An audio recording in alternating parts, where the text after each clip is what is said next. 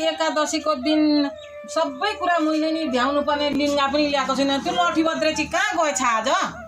बहिनी तैँले लठी बद्रे देखिनस् आज कहाँ गएछ त्यो? सुतेको होला नि, रातभरि कुकुर जस्तो दिनभरि रातभरि डुलेर बस्छ।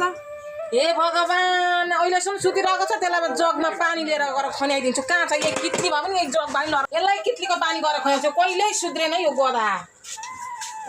बहिनी लठी बद्रे त आज कहाँ गएछ हौ? कोठा पनि छैन। राति आएन क्या हो आज घरमा?